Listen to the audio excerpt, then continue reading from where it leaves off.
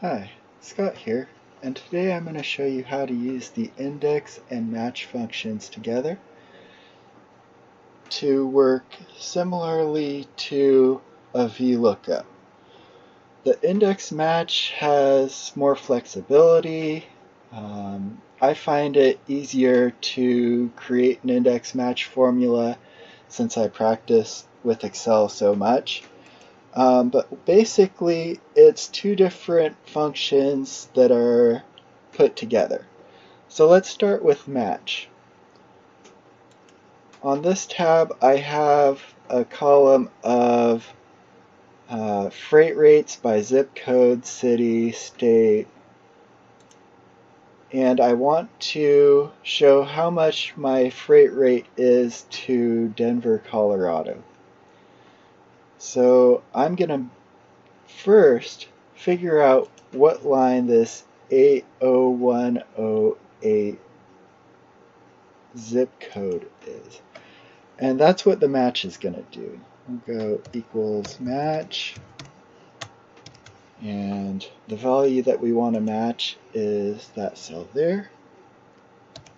And we want it to look up in the zip code column.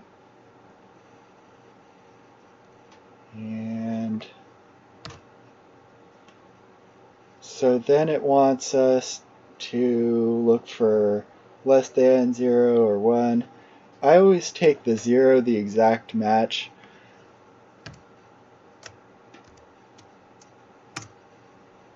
And close the parentheses and hit enter.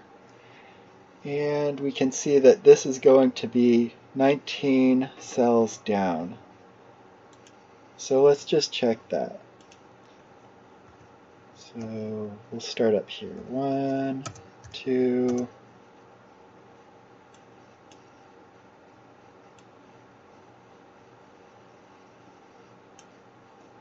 and we count up to 19 here, and we can see it's 80108, which is the match here. So that's what the match function does. It just counts how many cells down a value is from whatever column you choose from, or you can do a range and it's going to count down from here 1, 2, 3, 4, 5 to this one. But I find it's easier just to take a full column. Index. So the index, I want to find a value of what the freight rate is for this zip code. So what index does is I tell it to look in a specific column at a specific count of rows down. So I can do equals index, and I want to index this column, and we know it's 19 rows down, so we'll type in 19 and then close parentheses, and it returns 195, which we can see 19 rows down is 195. So that's what index does. It just looks down a column for however many counts you give it. In this case it was 19.